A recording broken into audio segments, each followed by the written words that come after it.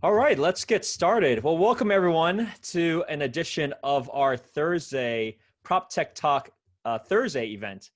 Today, this is actually going to be the first one where I have an interview session here with Justin at Glass House Guide. And as part of this, there are going to be some events that I'm going to be just reviewing products, and then some I have the fortunate opportunity to be interviewing some of the executive teams at these wonderful companies. So we're going to learn about Glass House Guide and see like how you guys got started. So Justin, welcome to the show. And please tell us a little bit about yourself. And I'd love to hear like what you actually did before this company. Well, thank you, Spencer.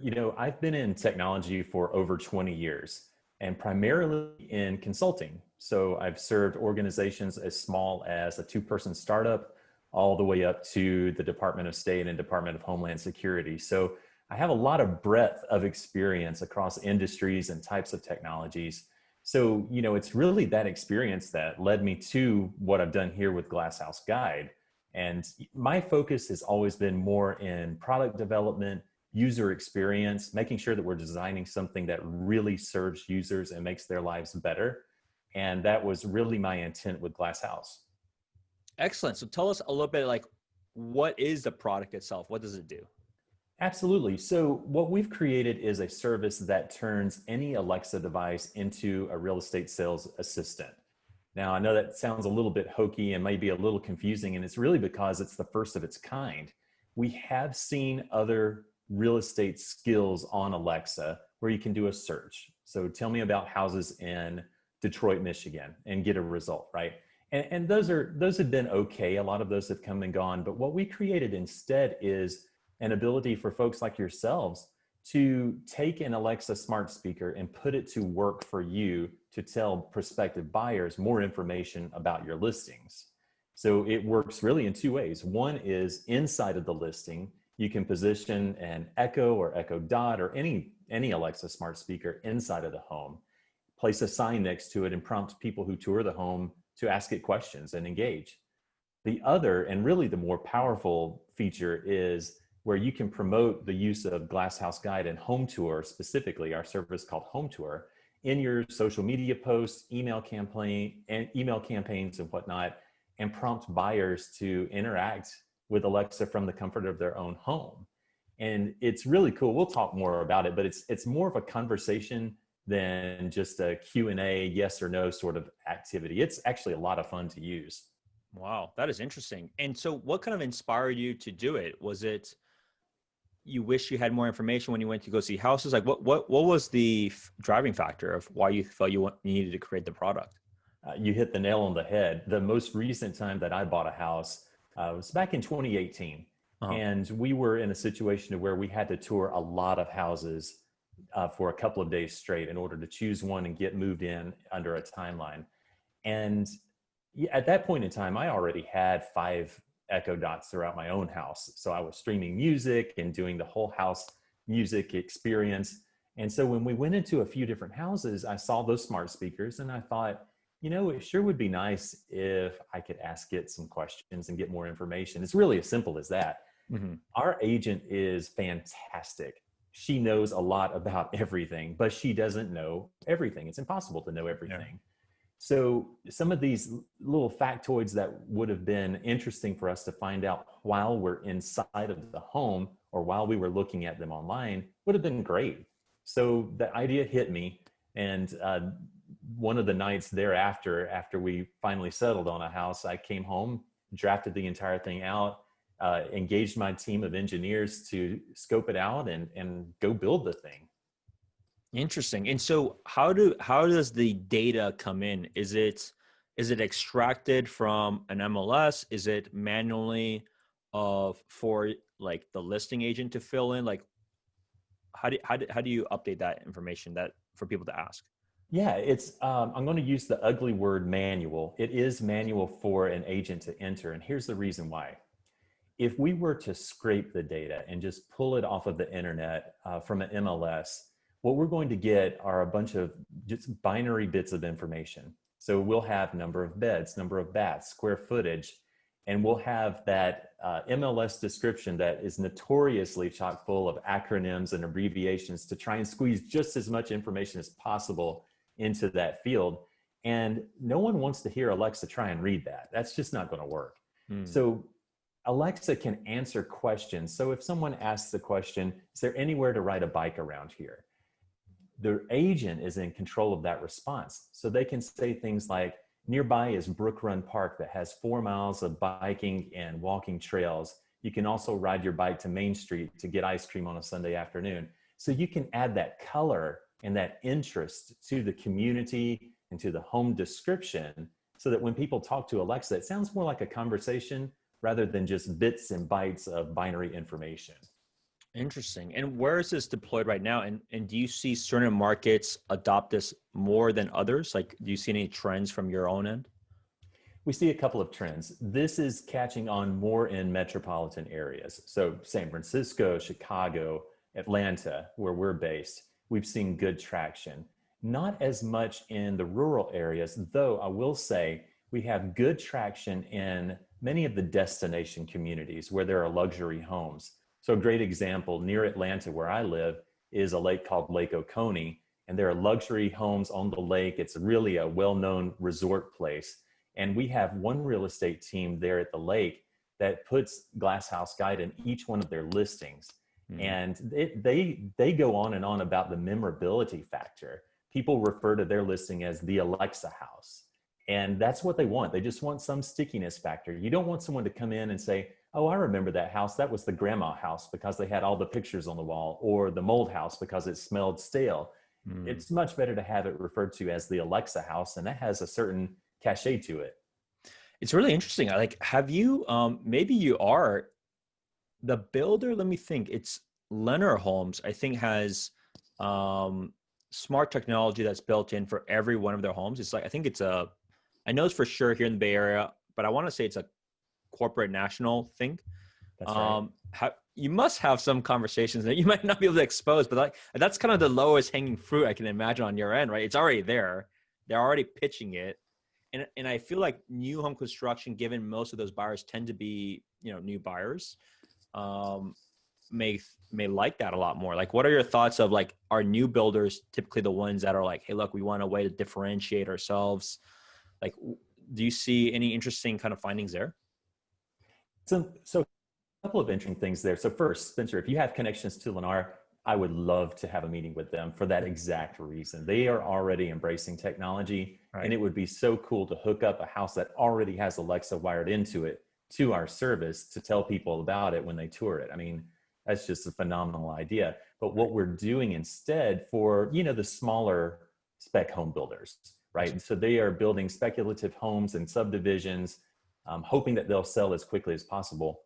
It's really neat. One of our agents taught us this trick. We hadn't really even thought through the use case, but she had 3 new construction listings from a builder. Wow. And she went out and, the new construction doesn't have internet necessarily. It doesn't have all the utilities hooked up.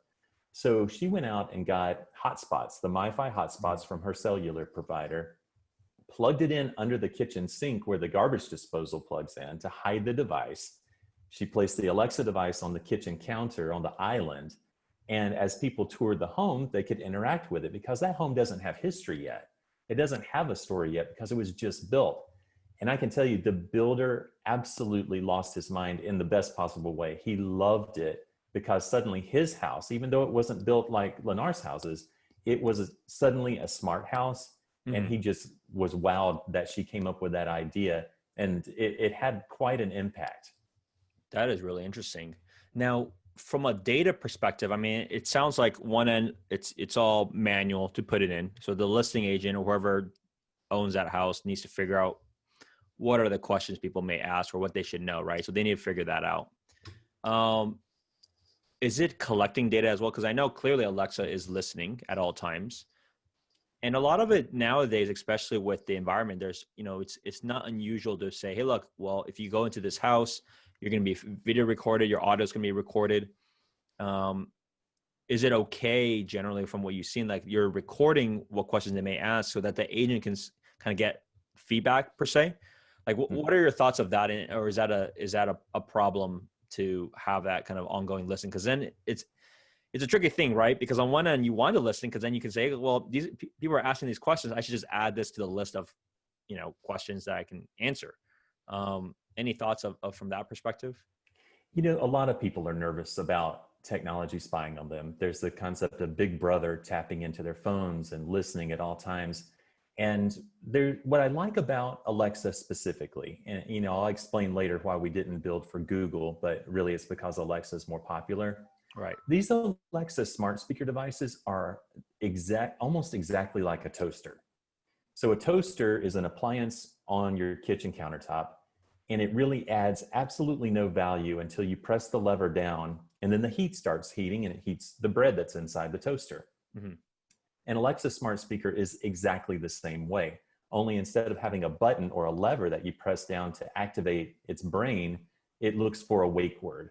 So that little smart speaker is actually dumb as a brick. It is only listening for the wake word, and only once you say the wake word, which most people have as the word Alexa, then it taps into the internet and then it becomes intelligent.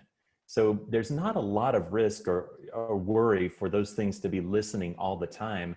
It's really unintelligent and it's listening for one thing, and it's that wake word.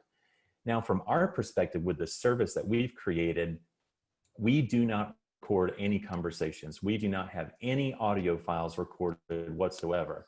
But our intelligence built into the system monitors and records the question that was asked. So we're not recording, how it was asked or the conversation around it. We're just acknowledging, yes, they asked about parks. Yes, they asked about schools, and so on. So as the agent, you get a report and real-time analytics that tell you what people are interested in. And you can say, okay, so my house for sale on Main Street has a lot of people asking about schools. Maybe I should do a social post about the great schools in that neighborhood. Mm-hmm. So with that sort of data intelligence is very, very helpful, but you will not get any voice recordings from us. That is unethical. And any companies that are doing that, I would be very leery of. That just doesn't feel right. Mm-hmm.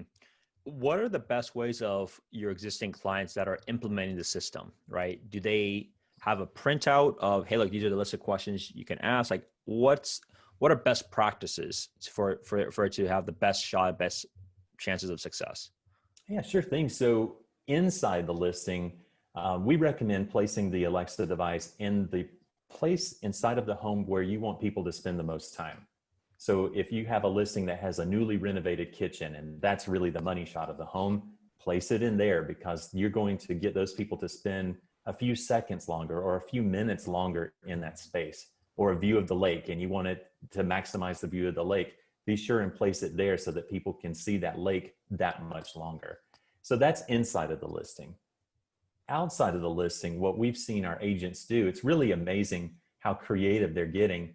But I'll see where we're tagged on Instagram and on Facebook in posts all the time, where agents create their own graphic. Maybe they use a tool like Canva or even PowerPoint, whatever their tool is that they're comfortable with, that has the beautiful shot of the house.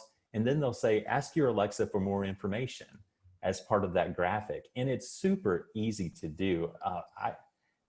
As a user experience professional, having designed software for large and small organizations, I know that software has to be super easy to use for both the agent who's doing the configuration and setup, but also for their prospective buyers. So getting this thing advertised and positioned to serve buyers is truly a few minutes long activity. That is really interesting. And where do you see kind of the company or the evolution of this going? And how long do you see that? Like, what's not necessarily the end goal, but what's the next iteration that you see? Well, sure thing.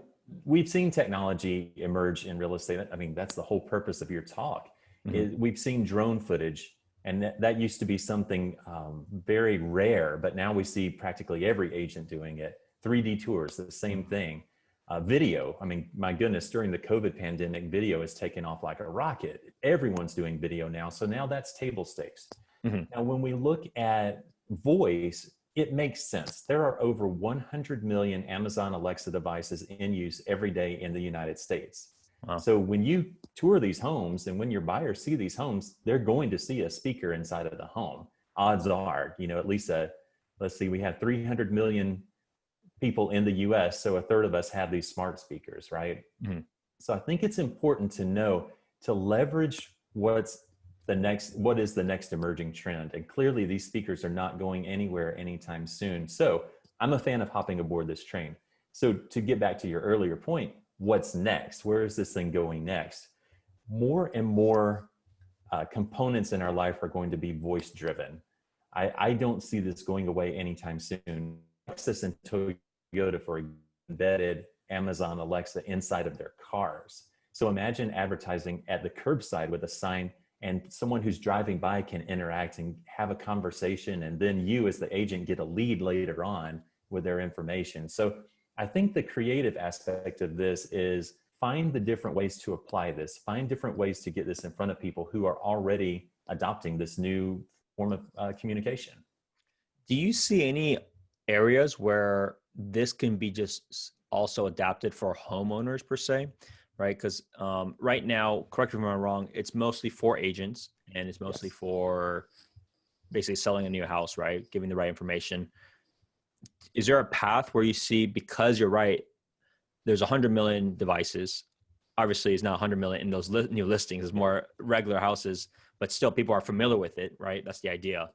Do you see it going to just the day-to-day? Is there a path down that road? You know, I would love to see something like that. And here's what comes to mind for me. One, where you have a community that's rich in amenities. So let's say it's a gated community that has the clubhouse and the pools and things along those lines. How cool would it be if every house inside of those communities came with a new version that doesn't exist yet, but we could build a new version of Glass House Guide that informs their members and residents of amenities and helps them book a game of golf or book the tennis court or dinner at a clubhouse. How cool would that be, that it's a custom tailored experience for that community? And even outside of communities like that, just in normal neighborhoods like so many of us live in, to have an ability for an agent to leave that with a new home buyer as a housewarming gift. Right. And it comes preloaded with their skill, where they can ask questions about, where's the best place to grab Italian food? Or, just what are some attractions nearby? Can you connect me with this service? All of those things that we used to traditionally go to an Angie's List for, or in the old days, like when I was a kid, get the yellow pages out and discover, but start providing information that is contextually relevant to the new homeowner. Yeah, I can see that evolve in different ways too. Like, think about those condo complexes or, anything with an HOA in a sense. Yes. Right. As a potential value add of coming to the community, not having to go through like a full manual setup. Right. So that could be a big value add, not just when they're trying to get somebody in there, but also once they're in there, they just keep it. And there's, a different subset of items that are preloaded that they can leverage and use. Right. Exactly. So there's interesting things out of it. It's the interesting part. Can you share from a business perspective, like, has the growth been faster, slower, about what you thought it would be? Like, where are kind of the growing pains right now? Or is it purely of, the real estate industry, which is why I've done this series, is a very fragmented industry, right? Even though there are a few big brokerages, nothing gets pushed down. Like even if Keller Williams or EXP or Compass to say, look, this is the best thing. We have a partnership with you guys. The reality is it's not a company in the sense of all employees will use it, right? It's just, this is an option. It's a tool in the tool belt. So what have you seen from the experience so far of growing the business, like of adoption? Well, what we've seen the independent brokerages really adopt Glass House Guide. So think of the ones, I'll pull a couple of names that have agreements with us. Realtor Realty in the Chicago area, Palmer House Properties in the Atlanta area. They have from 500 to 2,500 agents. Wow.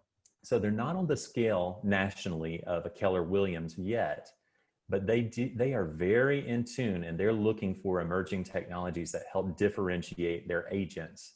Right. What is a big concern for me is if you are an agent in one of the larger brokerages, like the national ones that we're all familiar with, you are provided a toolkit to use. A number of tools are at your disposal to use. You can even use internal marketing staff and personnel to help execute. And that is fabulous. I completely agree with continuing to do that. However, if you only do those things, you're not going to differentiate yourself from your peers in the same community. So everyone's website, everyone's presence online, and all of their print is going to begin to look very similar to the next person. Mhm. So I would advocate keep an eye out for tools like ours, be it ours and other ones, and adopt those, try them out, and see what else you can add to your tool belt to stand out. And I'll tell you from a consumer perspective, as a buyer and a seller, I'm now on my fourth home. We steadily move up into nicer and nicer homes. I'm grateful for that opportunity. But when it comes time to sell one of my homes, I'm looking for an agent who is casting a wide net and using every tool available to find a buyer as quickly as possible, and the right buyer at that. So the ones who come in and they have the exact same marketing program as the previous agent, they've lost me right there. I'm just not that impressed. But if they come in with a unique approach, both from a technology perspective and a community and networking perspective, they've got my attention. And our agent is one who is, I consider, a close friend at this point. I think the world of her, and I won't work with anyone else as of right now. But she is continually looking for what is that next way to connect with buyers. And I think you have to do that. No, you're right. I mean, it's all about leveraging technology to, quite frankly, give yourself a competitive advantage on one end, but also to get it to more people as much as you possibly can, right? I mean, that's the end goal, because your goal is to drive traffic, get people to fall in love with a house, right? Trying to get multiple offers. And so any tools that can be used for that is of the benefit of any agent. Exactly. And Spencer, I would add, we've had, you asked, how are things going? Right. Before the pandemic, we were signed up for a number of real estate conferences, and we had the booths set up and doing demonstrations. And our service is best explained with a demonstration. Sure. Videos and how-to guides go, but a demonstration really seals the deal. And we were doing great there. When COVID hitting and the pandemic, we had to switch to a more personal approach through Zoom and other technologies to engage with prospective subscribers to our service. And so what we've seen is a lot of people who are comfortable with a digital format, like you and I are talking this afternoon, are loving it, right? They're already they have an open mind to technology. They have an open mind to trying something new. So we're doing really, really well from that perspective. Some of the more traditional agents who have been doing things very traditionally in the same way for many, many years have been slower to adopt to our service. And I understand why. It is new, and sometimes new things are faced with skepticism and a bit of fear. If I say emerging technology and the latest with Amazon Alexa, that can intimidate a lot of people, and I get that. But what we try to explain is we have worked really, really hard to make it incredibly simple to set up. It's truly been user tested with people that are young and old, and they all end the user testing and eventually become subscribers and say, this is awesome. It's just that easy. That is wonderful. We'll leave it at that. And so how can people either get a hold of you or find more information about the company? What's the best way of getting that information? Yeah, best way is to connect at glasshouseguide.com. We have a lot of information on the site. We have a contact form, of course, to reach out to us, but look for me on LinkedIn. I'm happy to connect, always happy to have a conversation like this one and riff on ideas. Like I mentioned, I was a consultant before I built Real Estate Technologies. And so I love to listen. I love to troubleshoot. I love to problem solve. Let's find ways that we can apply Glasshouse Guide and just leverage any experiences that I can offer and my team can offer. We've got a wonderful team of 15 that are a mix of developers and customer success people, and they mean the world to me. We're all a big family, and we're all just have that helpful spirit. And yeah, I still remember when Gary Vee made the announcement a while ago about voice just taking over. And, one of the big things to look over is, creating tools, creating solutions, leveraging whether it's Alexa or Google's version, right? And he's very bullish on it, and I'm still very bullish. I mean, it's a whole lot faster, right, from a communication perspective than just typing with your thumbs, Yeah. especially on the mobile device. So I think it's certainly in the future. Obviously, it's a different experience, right? People have to get used to it. Like, you're right. For the most part, people are just kind of having the speaker at home, not really using it to anywhere close to what you can do. They're just basically playing music or something on it, right? Or asking the weather or something. So it's like very basic things. But, the fact that it is in people's houses, people can get used to it. It's just more of, there hasn't been too many of those kind of killer apps, right? Right.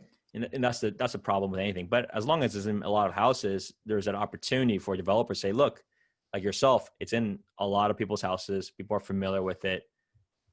It just needs, the right use case. That's exactly right. That's exactly right. Cool. Well, very good. Well, thank you so much for your time, Justin. It's been amazing learning about the system and the solution that you have. I hope a lot of people that listen to this podcast and this show can just feel free to reach out, to you direct, or look it up online. It especially can be very beneficial to stand out as a realtor. I'm certainly going to explore this a lot more myself. And like I said, everyone else, thank you so much for tuning in to another edition. I hope I'll have more of these kind of interview sessions. These are always a lot more fun than me just blabbing around on my thoughts of a company. So this is a whole lot of fun.